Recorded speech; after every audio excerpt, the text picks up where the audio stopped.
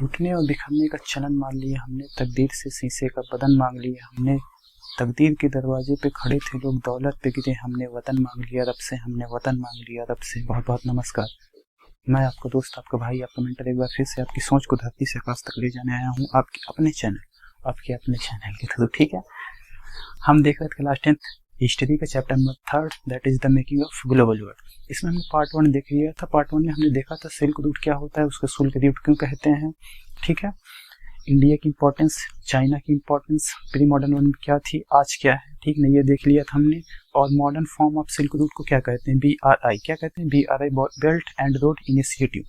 और उसका part India है कि नहीं है, क्यों नहीं है, ये हमने देख लिया था कि क्यों वो अभी तक सक्सेसफुल नहीं हो गया था, कब लॉन्च हुआ था। ठीक है, हमने सिल्क रूट की क्या की जड़ें खोदी, क्या खोदी, जड़ें खोदी।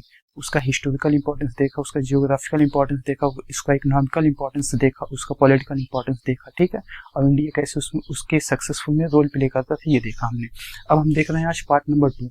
पार्ट नंबर 2 में हमको देखना है कि फूड, एक जो फूड होता है वो कैसे कल्चरल एक्सचेंज में मदद करता है, कैसे कल्चरल एक्सचेंज में मदद करता है, कैसे ग्लोबलाइजेशन में मदद करता है, कैसे दूसरों को, व्यक्तियों, कैसे एक दूसरे व्यक्ति को क्या करता है, कनेक्ट करता है आपस में। ठीक ना, तो यही CBSE चिल्ला के 2024 में पूछी थी।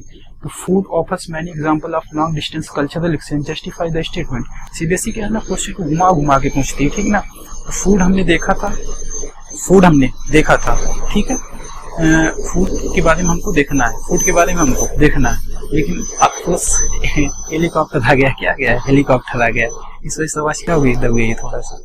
तो ठीक है, फूड का इंपॉर्टेंस देखना है, कैसे ये कल्चरल एक्सचेंज में मदद करता है, कैसे संस्कृति को बदलने में मदद करता है, संस्कृति एक दूसरे की संस्कृति को आदान प्रदान में मदद करता है। ठीक ना, जैसे यूरोप की कुछ संस्कृति है, कुछ कल्चर है, तो इंडिया में कैसे है, इंडिया कुछ कल्चर है तो यूरोप में कैसे जाए। ठीक ना, तो ये सारी चीजें कौन मदद कर देता है, फूड। तो यही CBSE पूछा 2024 में कि फूड कैसे कल्चरल एक्सचेंज में मदद करता है। ठीक है, तो ये हर साल पढ़ाया ही जाता है। ठीक है, तो यही देखना है, food is the basic need. Food क्या होता है, बेसिक नीड्स होता है, हर इंसान को फूड चाहिए ही चाहिए। ठीक ना, अगर कोई भूखा है उसको आप भोजन खिला देंगे तो आपको क्या देगा, आशीर्वाद। ठीक है, तो ऐसे ही फूड क्या होता है, बहुत इजीली लोगों को अट्रैक्ट कर लेता है अपनी। भैया भोजन है, हमको क्या करिए, अट्रैक्ट करिए।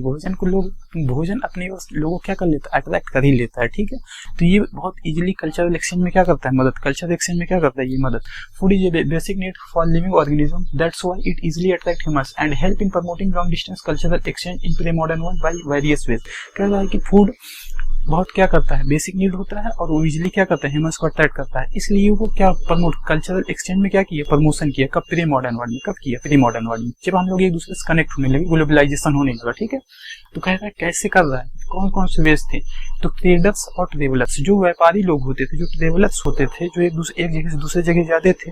पुराने समय में इतना फास्ट ट्रांसपोर्टेशन नहीं होता था, मेन सब ट्रांसपोर्टेशन बहुत स्लो था। ठीक है, तो लोग चलते थे तो 1-2 महीने 3 महीने ऐसे ही रास्ते में रह जाते थे। ठीक है, तो उनको क्या चाहिए, भोजन चाहिए, तो भोजन अपने साथ इकट्ठा करके चलते थे। ठीक है, तो traders and travellers introduce new crop to the land where the travel which promote cultural interaction. जो ट्रेवलर चलते थे, ट्रेवलर वो क्या करते थे, अपने साथ सीड भी लेके चलते थे, अपने साथ भोजन भी लेके चलते थे। तो जहां भी जाते थे तो वहां पे क्या हो जाता था, एक्सचेंज। मान लो कुछ चीजें हैं, सामने वाले को दे दिया और उससे हम क्या ले लिए कुछ सीड्स वगैरह। ठीक है, तो इसमें क्या होता है ना, कल्चरल एक्सचेंज। मैं खाया कुछ, उसने खाया कुछ, लोगों को अच्छा लगा तो कि भाई आपके यहाँ ये होता है, हाँ भी हमारे यहाँ होता है, हमारे यहाँ ये होता है, आप ये ले जाइए। तो इससे क्या हुआ, कल्चरल एक्सचेंज हुआ, लोगों के बीच में क्या हुआ, कनेक्शन हुई। यही तो ग्लोबलाइजेशन का मेन पॉइंट होता है। ठीक है, दूसरा है noodles originated in China and when they reach western country they renamed as spaghetti.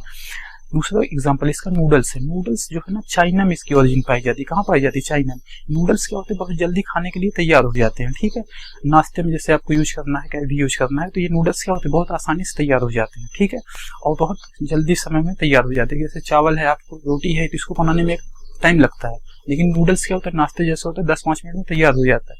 तो ये इसकी ओरिजिन कहाँ पाई जाती है, चाइना में। कहाँ पाई जाती है, चाइना। और ये कहाँ ट्रेवल करके पहुंच गया, वेस्टर्न कंट्री में। कहाँ पहुंच गया, यूरोप में। तो यूरोप में से एक नया नाम दिया गया, स्पैगेटी। क्या दिया गया, स्पैगेटी। स्पीड में, क्या जी, स्पीड में नाश्ता बनाइए, खाइए और निकल लीजिए। ठीक है, तो इसीलिए इसको क्या बोला गया, स्पैगेटी। ठीक है, थर्ड एग्जाम्पल आता है इसमें, pasta originated in Arab country and travel spread it in Sicily. Spread it, देखो पास्ता कहाँ ओरिजिनेट हुआ, अरब में। कहाँ ओरिजिनेट हुआ, अरब में। और ट्रेवलर जो थे, व्यापारी लोग थे, जो आने जाने वाले लोग थे, आवागमन करते थे, वो इसको कहाँ फैला दिए, सिसिली में, जो प्रेजेंटली इटली का आइलैंड है, प्रेजेंटली इटली का आइलैंड कब फैला दी, 5th सेंचुरी में, कब फैला दी, 5th सेंचुरी में, ठीक है। तो ये भी है कल्चर एक्सचेंज में मदद किया वेस्टर्न कंट्री में और अरब कंट्रीज में, ठीक है।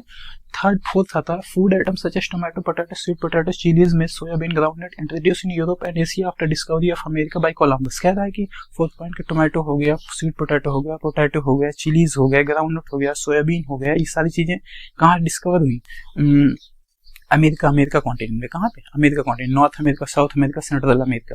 भाई द कौन डिस्कवर किया इसको, कोलंबस ने। किसने डिस्कवर किया, कोलंबस ने। वो कहाँ का था, इटली का था। कहाँ का था, इटली का था। तब जब जैसे डिस्कवर किया तो वहाँ भी बहुत सारे फूड आइटम्स पाए जाते, तो वो फूड आइटम्स कहाँ ट्रेवल हुए, यूरोप में, फिर यूरोप से फर्दर कहाँ ट्रेवल हुए, एशिया में। और एशिया के महाराज कौन है, इंडिया कौन भी, हम इंडिया है और चाइना थे, इंडिया चाइना भी फैल गए। पोटैटो, स्वीट पोटैटो, ये सब चीजें कहाँ से आई हैं, अमेरिका कॉन्टिनेंट्स। कहाँ से हैं, अमेरिका कॉन्टिनेंट्स, ठीक है। फिफ्थ आता है similar food were found in India and Japan showing possible cultural exchange in pre modern world through their origin unclear.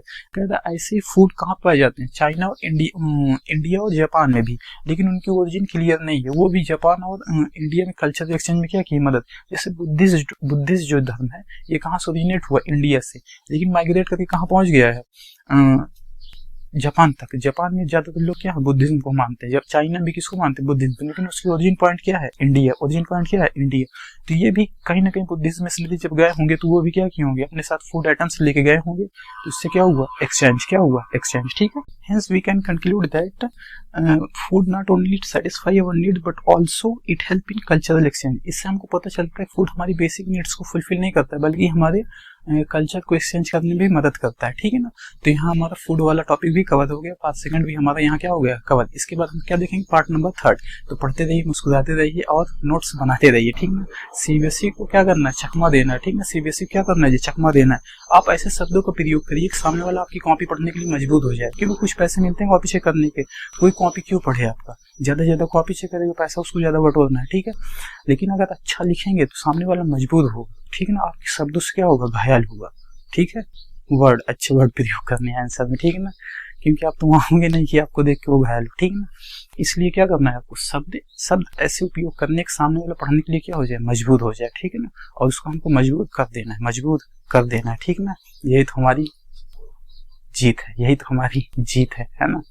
कोई दिक्कत, समस्या, परेशानी, आई होप आपको वीडियो समझ में आया होगा, ठीक। नहीं समझ में आया है तो एक बार और देखिएगा थोड़ा, ठीक है। उसके बाद मिलते हैं नेक्स्ट वीडियो में, तब तक के लिए बहुत बहुत